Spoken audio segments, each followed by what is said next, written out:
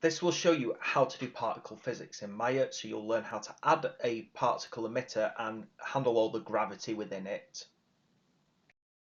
So particle physics in Maya, this is really, really simple. First thing I'm going to do, I'm going to get myself into a window where I can properly do particle physics. So to do that, I'm going to go into an animation workspace, just so I've got a timeline and so that I've got all of my outliner here available.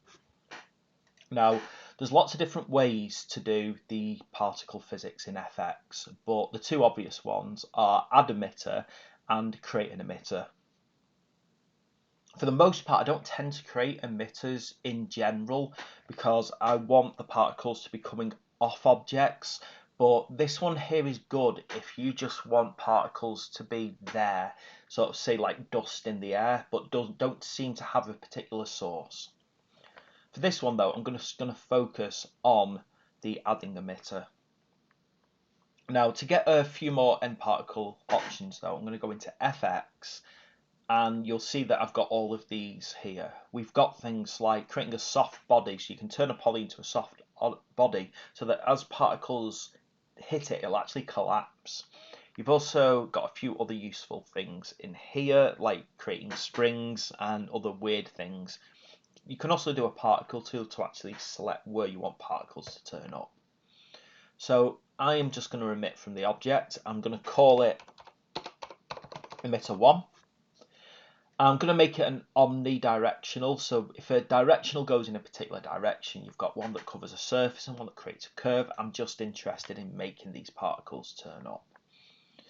I can actually change the rate of particles generated. So for this one, I'm going to set them to about 50 to begin with. That'll give me loads of particles to play with. I want them to start quite close to the object. So if I do this, they're starting quite far away. And if I do this, they're starting quite near. I'll go for about 0.5. I'll set the minimum distance to 0, but again, if you wanted it to not start inside the sphere, you would increase that. So I think this is a sphere of a radius of 1.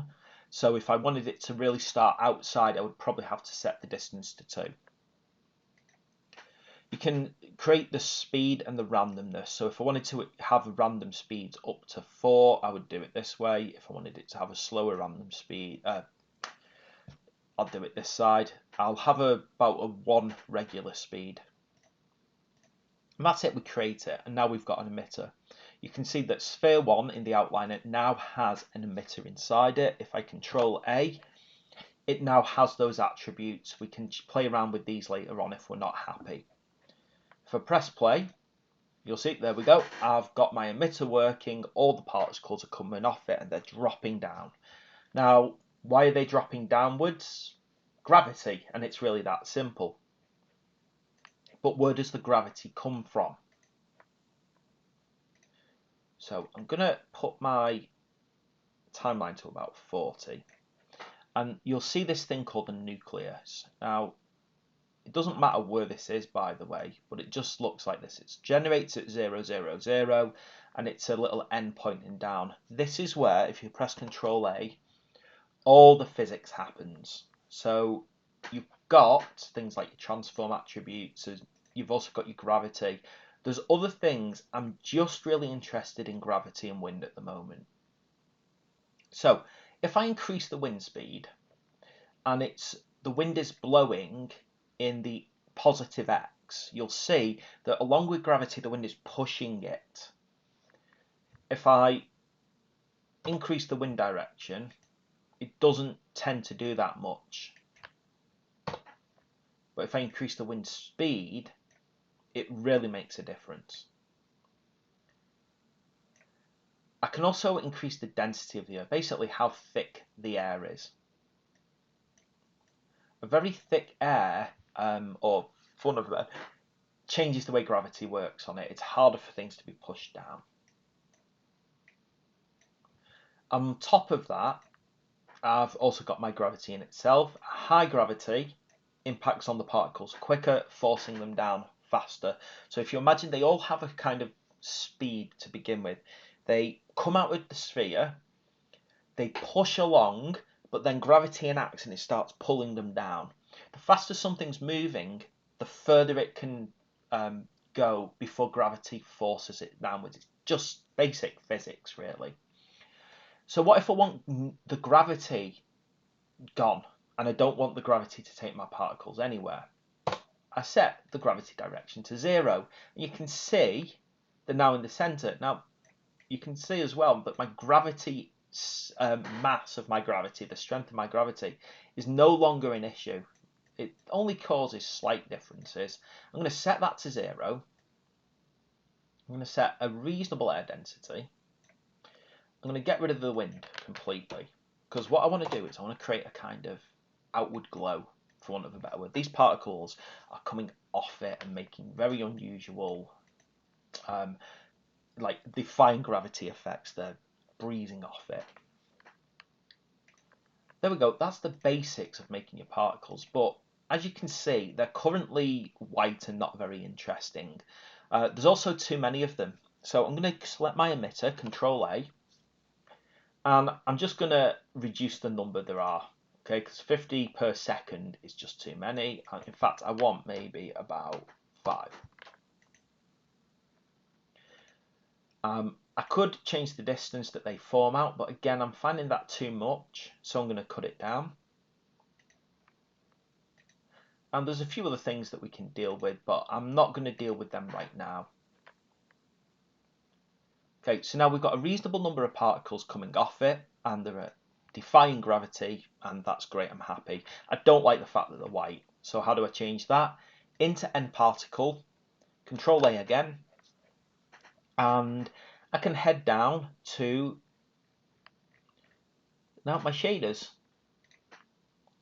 and you can see colour is an option. I'm going to make them blue, and now I've got some blue particles, and I'm very happy. Except that's a bit boring. So what I'm going to do is I'm going to add another colour. Now you'll see that it's changed them all to green, and then I'm going to add another colour. I'm going to go to yellow. So the problem is now they're only one of these colours, and they're always the last one you chose. And that's because the colour input is constant. I'm going to change that to age them. Now you can see that the particles that tend to be very close to the centre are blue, the ones a bit further out are green, and the ones that are far out are yellow. And what I'm going to do with that is I'm going to just kind of move these, and these act like a gradient. The kind of gradients that you see in things like Photoshop or even Microsoft Office. If I redo it now, we have this lovely effect of like a glow coming off the sphere. The particles shed from it and then they change colour throughout the timeline. And I really love that effect, and we've got it now. So you can change some of these. You can see that you can actually seriously change how it happens and when it happens, all of these changes. But what we have there is a lovely glow coming off it. So you can imagine using this to create some kind of ethereal glow or ominous glow off an object if you do it right. Now, you can change some other things, so you can change the lifespan. If you don't want them to live forever, you do a constant and you give it a lifespan. And you can see here, so they don't last very long. In fact, at the moment, because I've only got a lifespan of 1, they're not actually getting to the full yellow. So let's see what happens if I actually change it to 2 and restart this. You can see they live a tiny bit longer now, and they're actually getting some little bits of yellow just as they effectively expire. So you do need to play around with this to get the effect that you want, otherwise you're going to end up with sometimes some of them not living long enough to actually generate all the colours in your spectrum. As you can see, they're just turning yellow when they die. You can change the particle size as well. I'm not going to do that now, because if I get it wrong and put too many, make the radius too big, there's a good chance that I'll actually crash Maya, because I've got so many particles. It's a good chance that your computer won't cope with it, basically. You can also make them collide. So if you're using collide, you can actually make them hit another object. So I might decide, right, I'm going to put a cube in. I'm going to turn that cube into a passive collider. And you'll see that as they interact with it, they actually can't go near it. It's like it's actually got a blocker right there, and you can see the particles are trying to move around it. And that's due to the collide strength.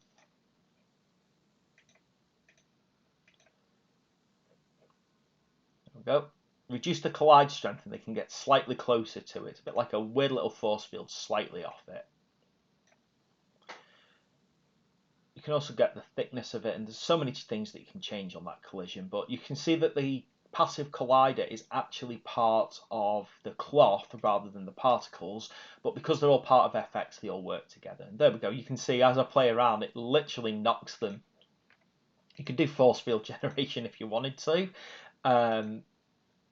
really mess things up. Don't know if there we go. So there's a force field around that now, and it's really pushing them long before they get anywhere near. You can see it's able to go around it, but it's not able to go through it, and the force field really extends the impact of that square. Obviously, there's a few other things you can play around with, but there we go. That is particles with a few collisions, done nice and simply in Maya.